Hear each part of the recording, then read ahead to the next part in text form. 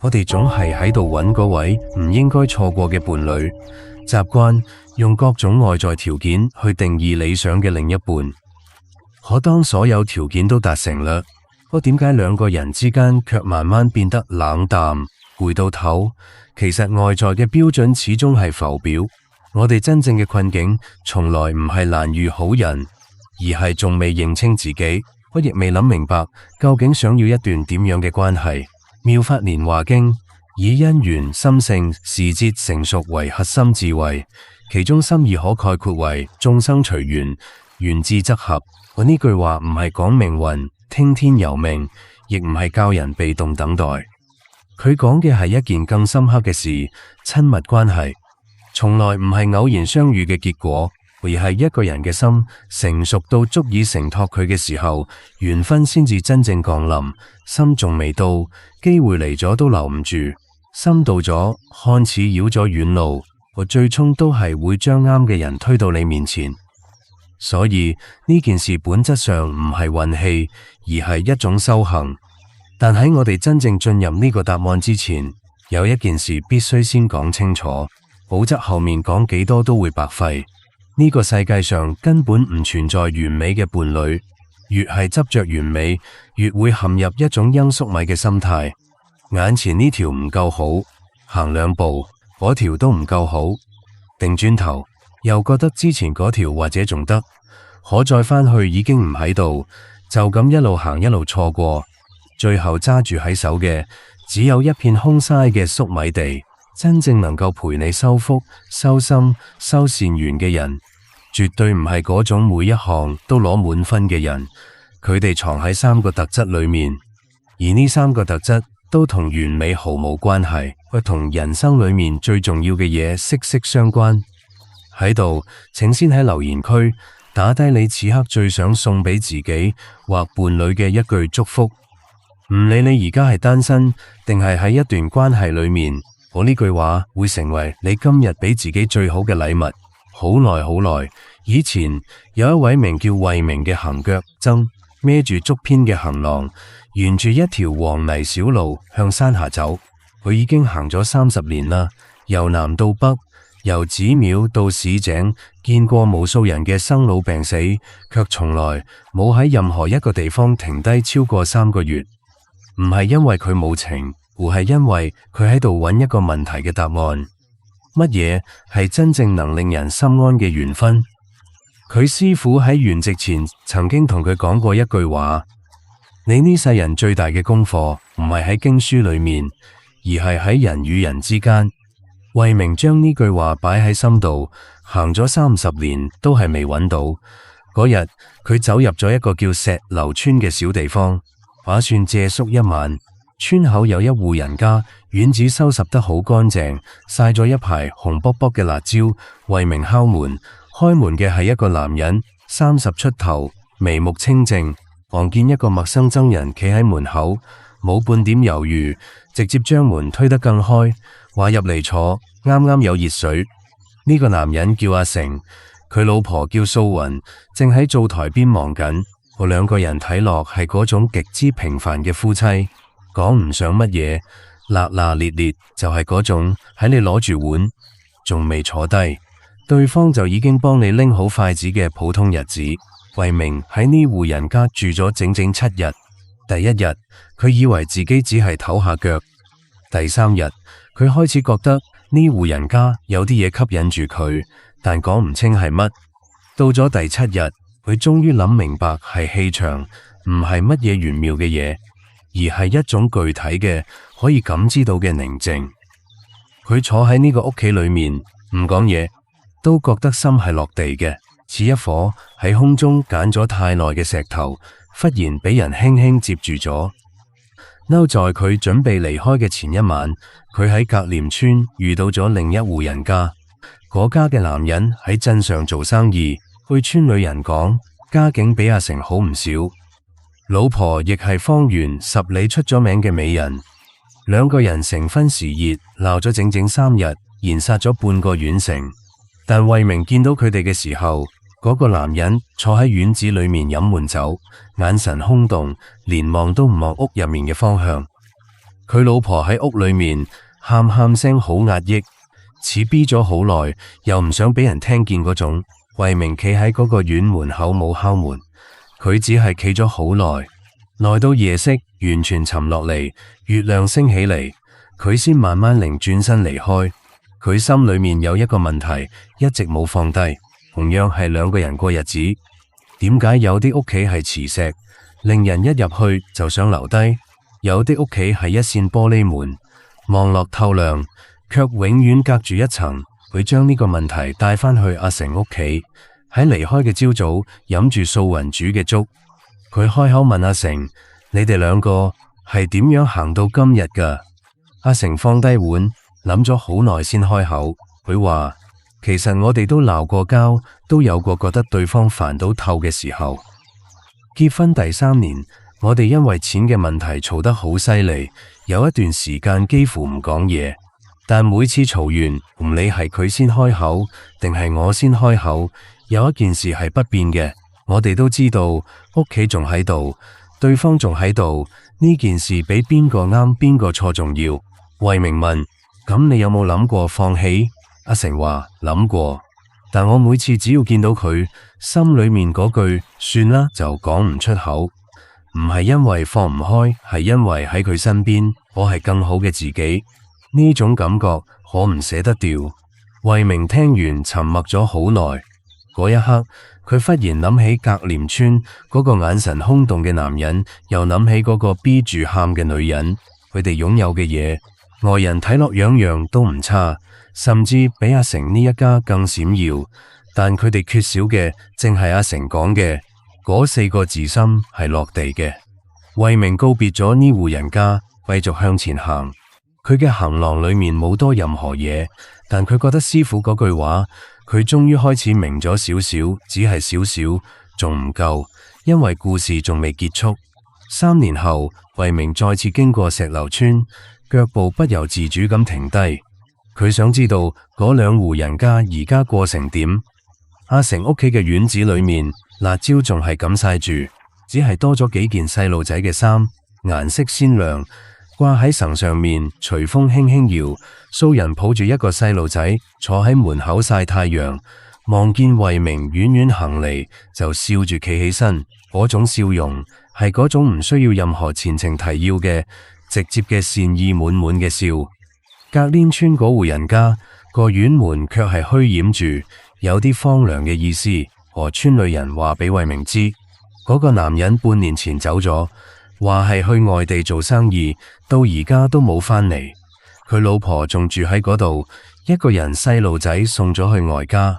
慧明聽完冇講乜嘢，只係低頭念咗一段經文。佢喺心裏面問自己，嗰個男人究竟失去咗啲乜？佢得到嘅感應只有4個字：從未擁有。我因為嗰個男人從一開始就將呢段關係當成一件裝飾品，而唔係一個需要用心護持嘅活物。佢以為結婚係安終點，卻唔知嗰只係修行嘅起點。佢要嘅係嗰個女人嘅光彩照到自己身上，而唔係兩個人一係將屋企成燈點亮。佢要嘅係有一個好睇嘅伴侶，而唔係遇見一個善良嘅人。和呢兩件事望落，只差一個字，卻決定咗一段關係10年後嘅走向。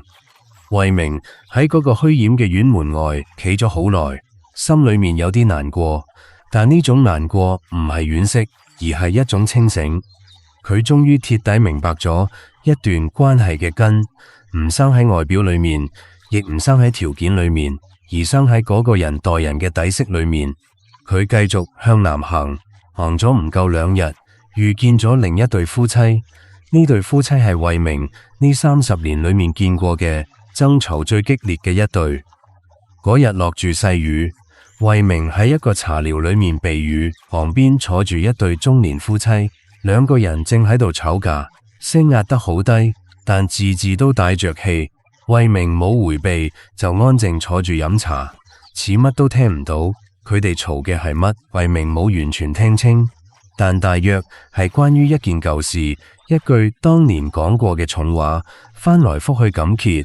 2個人都不讓步，都覺得自己係嗰個受咗委屈嘅人，茶寮裏面所有人都有啲唔自在，有人皺眉，有人低頭裝作睇地面。然後嗰個男人忽然沉默咗，佢沉默咗好長時間，長到老婆都講唔落去。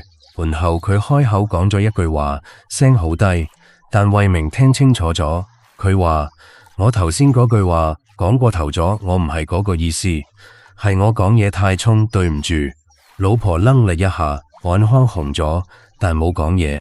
男人把遮推過號老婆嗰邊，話：你手腳凍，先暖住。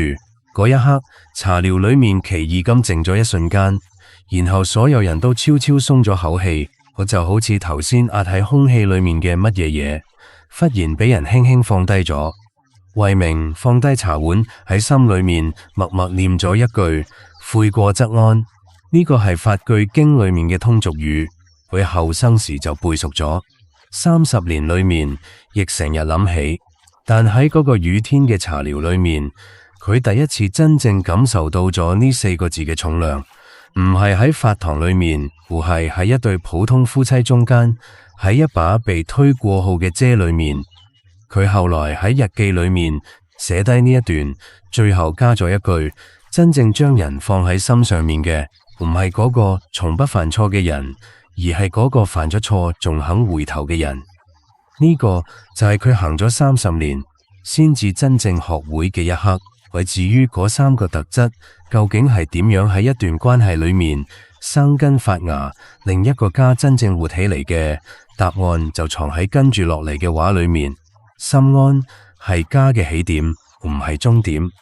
好多人對安全感有一個最常見嘅誤解，就係覺得安全感呢件事完全靠自己解決，唔需要依賴任何人。我呢句話啱咗一半。一個人確實需要從內心去培養一種穩定，唔會隨外界起伏而崩潰嘅定力。呢個係修行，冇錯。但如果將呢句話變成伴侶，喺呢段關係裏面可以唔負責任何情緒嘅藉口，那就走偏咗。心經話遠離到唔想，究竟涅槃。我呢度嘅行到夢，想唔只係指執念同幻覺，而係指嗰種將真實同虛幻搞反嘅狀態。明明喺一段關係裏面消耗巨大，卻話自己好好。明明靠近某個人之後，自己變得更焦慮，更唔似自己，卻話呢個就係愛情，呢個先至係最深嘅捆島，真正能夠令你遠離捆島夢想嘅伴侶。唔需要時刻講好多甜言蜜語，亦唔需要將你當公主或王子咁供住。佢只需要令你喺靠近佢嘅時候，感覺到一件事：自己係安全嘅，自己係被睇到嘅，自己唔需要偽裝成另一個人。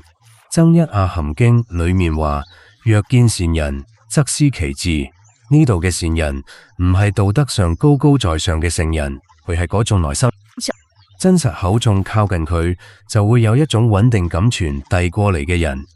佛陀講呢句話係話親近善人本身就係一種福報，因為人嘅心係會互相感染嘅。如果你長期靠近一個心裏面亂嘅人，你嘅心都會慢慢動盪；長期靠近一個心裏面定嘅人，你嘅心都會慢慢落地。呢個唔係玄學，呢個係心性嘅基本運作方式。所以真正好嘅伴侶俾嘅唔係甜蜜，而係一種准許你做自己嘅空間。佢嘅存在本身唔會令你時刻擔心我係咪講錯嘢，話佢今日係咪唔開心，而係令你知道呢度係安全嘅，呢度係屋企，你可以放低防備，你可以軟落嚟，你可以將最真實嘅一面展示出嚟，而唔會被嘲笑、被批評、被攻擊。心安唔係一種感覺上嘅舒適，更加唔係唔會起波痧。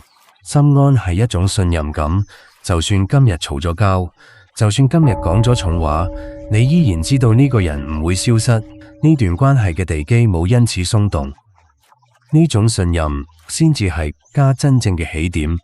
好多人將呢件事擺到最後先諗，殊不知佢先至係最應該擺喺最前面嘅。如果靠近一個人，佢會變得更審緊、更小心翼翼、更唔似自己。請停低認真諗一諗，呢個唔係愛，呢個係消耗，而嗰個能夠令你心安樂地嘅人，往往先至係真正值得長久嘅人。善良喺一段關係裏面睇唔見卻最貴嘅嘢。人喺揀伴侶嘅時候，最容易忽視嘅恰恰係善良，唔係因為大家唔在乎善良，而係因為善良喺戀愛初期往往比對你好所覆蓋。對你好同善良係兩件非常唔一樣嘅事。對你好可以係一種策略，可以係為咗維持呢段關係，可以係出於想被你依賴嘅需求，可以係喺某一段時間裏面嘅一種表現。呢種好往往會隨住關係穩定新鮮感消退，慢慢減少甚至消失。但善良唔係咁運作嘅，善良係一個人嘅底層腹部，係佢對呢個世界嘅基本態度，唔分對象，唔分博弈，唔因利益而改變。我觀涅槃經或諸惡莫作，眾善奉行，自淨其意。呢度嘅自淨其意翻譯成今日嘅語言就係尊重自己內心最深處嘅良善。為一個真正善良嘅人，唔需要被逼，亦唔需要有人監督。佢嘅善良係自然流露出嚟嘅，係佢同呢個世界打交道嘅方式本身。你要睇嘅唔係佢點樣對你，而係佢點樣對一個陌生嘅服務員，點樣對街上嘅乞兒，點樣對佢嘅父母，點樣喺冇任何好處可得嘅情況下，為一個同佢毫無關係嘅人，一個對陌生人都帶着善意嘅人，佢嘅心裏面有一種柔軟，呢種柔軟係唔會輕易被磨走嘅。帶着呢種柔軟進入親密關係，佢會有幅度，可以包容不完美，可以喺你最唔好睇嘅時刻依然唔嫌棄你，會有穩度，唔會因為一場爭吵就將成個人崩掉，會有持久度，因為佢嘅善良唔係俾你嘅表演，而係佢本來就係嗰樣一個人。更深遠嘅係，善良有一種潛移默化嘅力量，會慢慢改變身邊嘅人。當一個人長期生活咗一個善良嘅伴侶身邊，佢自己都會變得更柔軟，更願意向好處諗。連細路仔都會喺咁嘅氛圍裏面，將善良當成理所當然嘅人生底色。所以善良唔係加分項，係根基根扎得深。呢棵樹再點樣俾風吹，都唔會輕易冧低。然而，呢件事偏偏係最容易被高顏值、高學歷、高收入呢啲更顯眼嘅條件所遮住。喺一段關係裏面行到後來，大多數人先後知後覺咁發現，嗰啲佢曾經覺得唔係咁重要嘅底層品質，先至係真正決定日子過得好唔好嘅嘢。根基若不善，再華麗嘅外在，終究撐唔住時間嘅重量。我願意回頭，先至係真係將你放心上。好多人對好伴侶有一個高度理想化嘅想象，兩個人永遠和風細雨，永遠唔紅面，永遠用最溫柔嘅語氣溝通一切問題。呢個想象美則美矣，但唔真實，而且可能適得其反。一段真實嘅親密關係，就算兩個人係善良、心性穩定嘅人，都一定會有摩擦，會有怒火，會有嗰種恨不得對方消失5分鐘嘅瞬間。呢個係人，唔係神。法句經裏面有一句話，簡短得似一塊石頭掟落水，大意係話悔過則安。吵架之後，嗰個人係咪願意悔過，係咪願意回頭，呢個先至係真正嘅試金石。有啲人生元氣可以直接消失3日，等你一個喺度估佢係咪唔想要呢段關係。有啲人講咗重話之後，永遠唔會主動開口，因為佢哋將低頭理解為認輸。有啲人翻咗舊喪，傷咗人定轉頭又若無其事，因為佢哋從來冇將呢段關係當成需要認真維護嘅嘢。但真正好嘅伴侶，唔係嗰個絕對唔嬲嘅人，而係嗰個生完氣仲肯收心，講過狠話仲肯轉念，行出去幾步仲肯停低擰轉身翻嚟嘅人。唔係因為佢軟弱，而係因為佢清清楚楚知道呢段關係比嗰一口氣更重要，呢個人比嗰一刻嘅委屈更值得珍惜。42章經裏面話，逢忍辱者得大利。呢度嘅忍辱唔係叫你壓抑自己嘅情緒，假裝乜都冇發生，而係指喺遠怒嘅當下，能夠擁有足夠嘅力量，令自己唔被情緒完全淹沒，從而做出真正符合心意嘅選擇，唔係後悔嗰種選擇，而係清醒嗰種。願意修復關係嘅人，先至係真正懂得珍重呢段緣分嘅人。佢可以發火，可以委屈，可以需要時間冷靜，但佢最終會返嚟，唔係因為佢冇選擇，而係因為佢選擇咗呢個家。呢種主動嘅願意，先至係一段關係裏面最難得嘅嘢，亦係最長情嘅告白。呢三個特質令你心安嘅善良嘅人，願意回頭嘅人擺埋一齊，你會發現一件事，佢哋都和完美無關，卻都和生有關。佛法講嘅緣起，講嘅正係呢件事。緣唔係從天而降嘅禮物，而係兩顆心相互回應嘅過程。心若善，緣必向善；心若亂，再好嘅人都會喺亂裏面磨耗殆盡。三個特質嘅根都係同一個自心。然而，就算遇見咗咁樣嘅人，好多關係依然喺歲月裏面慢慢變味、磨損，最後從善緣耗成業緣。呢個唔係命運嘅安排，而係人心裏面三個古老嘅陷阱喺度作祟。貪、見、痴，佛法將呢三樣嘢稱為三毒，唔係話佢哋有幾可怕，而係話佢哋會無聲無息咁自透入一段關係，令你以為問題喺對方，其實根源一直喺自己心裏面。唯一貪對永恆情緒價值嘅執念。一段關係啱啱開始嘅時候，嗰種心跳加速嘅感覺，被珍視、被睇到嘅甜蜜，每日都有新鮮感嘅興奮，會令人產生一種錯覺，以為呢個就係愛本嚟嘅樣子，以為呢種狀態應該永遠持續落去。於是當關係進入日常，當嗰種強烈嘅情緒熱度開始冷卻，好多人就會開始焦慮，開始覺得佢係咪唔愛我啦，開始主動或被動咁去索取嗰種消失咗嘅感覺。佢哋要嘅唔係呢個人，而係呢個人俾佢哋帶嚟嘅嗰種高峰體驗，想將嗰種感覺永遠持有，永遠新鮮，永遠滾燙。呢個就係談貪嘅本質啊，係將一個活生生嘅人當成情緒供應機器。你中意嘅唔係佢，而係佢能夠俾你嘅感受。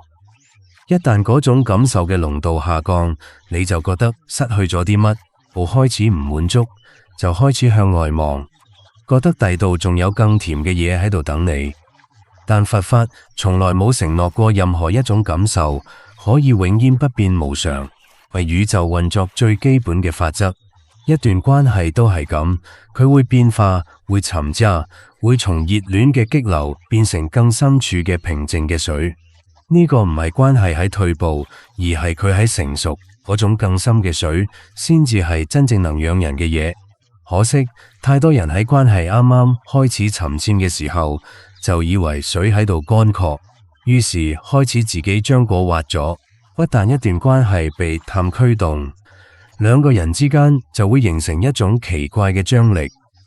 一個人不斷咁索取確認，另一個就不斷咁被消耗，最後彼此都筋疲力竭，都覺得委屈，都唔明白最初咁好嘅開始點解會行到呢一步。第二，呢將矛盾同分歧變成唔可以圓融嘅戰場。Means 係心怒，係嫌惡，係一種你必須同我一樣嘅執念。每一對伴侶都會有分歧，呢個係必然嘅，亦係正常嘅。兩個嚟自唔同家庭、唔同經歷嘅人走入同一間屋，一定會有摩擦，一定會有我唔明你點解要咁樣嘅時刻。問題唔在於分歧本身，而在於面對分歧時，心裏面嗰個神毒有冇被觸發。神毒一旦被觸發，分歧就唔再係分歧，佢會變成一場關於邊個啱邊個錯，邊個好啲邊個差啲，邊個應該低頭認輸嘅審判。每一次爭吵都會加深雙方之間嘅嗰條溝，唔係因為爭吵本身有幾傷人，而係因為喺根嘅狀態下，人會講出嗰種穿透力極強嘅話，嗰種講咗之後對方會記好耐嘅話，更令人將伴侶變成敵人，將屋企變成戰場。更可怕嘅係，呢係會累積嘅。每一次冇真正化解嘅憤怒，都會喺心裏面沉浸多一層，越積越厚。有一日忽然爆發，我就會變成嗰種令雙方都唔認得自己嘅激烈衝突。好多人喺吵架嘅時候，覺得呢件事咁嚴重，對方咁過分，係冇辦法圓融嘅。但如果你有機會喺3日之後再回頭睇同一件事，你會發現原來嗰件事本身並冇咁不可解，係根毒將佢放大咗。將矛盾放大嘅唔係問題，係心裏面冇清洗乾淨嘅神。佛法提供嘅方法唔係叫人壓制能怒，而係叫人在能怒升起嘅時候有足夠嘅覺察。我而家嘅狀態講出嚟嘅每一句話，我願唔願意為佢哋負責？呢種覺察唔係軟弱，而係喺保護呢段關係，亦係喺保護自己。第三，痴伴侶必須滿足我所有期待嘅無明。痴係一種根本上嘅無明，睇唔清事物嘅真實本質，用幻想代替現實。喺親密關係裏面，痴嘅表現形式最隱蔽，亦最難被發掘。佢望落好似對呢段關係認真，好似有高標準，但佢嘅實質係將一個真實嘅人框入一個你自己建構嘅完美伴侶劇本裏面，然後每當佢出氣，佢受傷就失望，就覺得係佢辜負咗你。佢應該知道我想乜，因為我哋咁耐啦。佢應該將我擺喺第一位。唔係，佢根本唔在乎我。佢應該每次都可以講出我最想聽嘅話，咁先叫懂我。呢啲應該組合埋一齊，就係嗰個虛幻嘅劇本。而每一個活生生嘅人，都一定會喺某些時刻令呢個劇本落空。嗰個時候，痴會令你將對方嘅唔符合期待解讀為背叛、忽視、唔愛。但實際上，對方只係一個普通人，一個有自己局限、自己攰、自己都需要被理解嘅人。佛法裏面對痴有一個深刻嘅解釋：痴係執幻為實，你執着嘅嗰個完美伴侶從來唔存在，但你嘅傷係真實嘅，你嘅失望係真實嘅，你嘅關係因為呢份冇明所承受嘅代價係真實嘅。化解痴毒嘅方法唔係降低對關係嘅期待，而係將對完美劇本嘅執着轉化成對真實嘅人嘅睇見，睇見佢真實嘅努力，睇見佢真實嘅局限性，睇見佢喺自己都唔容易嘅情況下，依然願意留喺呢段關係裏面。呢個本身就已經係好重要嘅事啦。三毒並非一直形成，亦唔會一直消散。佢哋喺我哋成長嘅過程中悄悄編掃進咗我哋對親密關係嘅理解。裏面好多人帶着呢三毒進入一段關係，遇見咗好人，卻將好人一點一點咁磨成咗最普通嘅人，將善緣一步一步耗成孽緣。最後對住塊鏡問自己，係咪根本冇好嘅伴侶？唔係冇，為自己嘅心從來冇真正清醒過。如果你喺生命裏面已經遇見咗嗰個令你心安嘅人，嗰個底色善良嘅人，嗰個生完氣仲肯回頭嘅人，好認真地鄭重咁好好珍惜。唔係因為佢完美，而係因為呢三樣嘢喺呢個世界上真係唔係周圍都有，佢哋係可遇而不可求嘅，係需要雙方都有一定福報先至能夠匯聚埋一齊嘅緣分。好多人一生揾咗好耐，行咗好遠，先至喺就快放棄嘅時候，忽然明白，原來嗰個人一早已經喺身邊，只係當時嘅自己仲未有眼去認出嚟。如果你而家仲未遇見，亦請唔好慌，更加唔好因為揾唔到嗰個人就覺得自己命水唔好，或者開始降低對關係嘅理解。佛法話：心若向善，福必隨之。呢句話唔係一個安慰，而係一個行數嘅因果。你嘅心喺邊度，你嘅福就喺邊度。當一個人持續咁修心修善，修自己嘅底層氣質，佢嘅磁場會慢慢改變，吸引到嘅緣分自然亦會向善嘅方向走。你唔需要心急去追，而係要令自己先成為嗰種人心安嘅人，善良嘅人，願意回頭嘅人，然後同樣特質嘅人就會俾你吸引過嚟。真正好嘅伴侶唔係嗰個講最多甜言蜜語嘅人，而係嗰個能夠同你一齊喺日復一日嘅普通裏面共同修福、修心、修出一段越行越寬嘅路嘅人。咁樣嘅關係唔會消耗彼此，只會令雙方都變得更好、更完整、更有力量。咁最後，豪俾你一個問題，帶住佢安靜咁諗一諗，喺你呢一生所有遇見過嘅人裏面，邊一個曾經令你感到靠近佢，就係靠近屋企嘅感覺。呢個答案或許比你認為嘅更加值得認真對待。如果呢條影片對你有觸動，請將佢分享俾一個你覺得而家正在認真思考呢件事嘅人。喺留言區話俾我知，嗰啲心裏面嗰個令你心安落地嘅人係邊種樣子。點讚，點個推薦，等更多有緣嘅人都能夠睇到呢啲說話。每一次轉發都係一次善緣嘅流動。冇能力嘅亦可以隨喜支持我嘅頻道。您嘅每一份善都將助力發音傳唱。我哋下一條影片再見。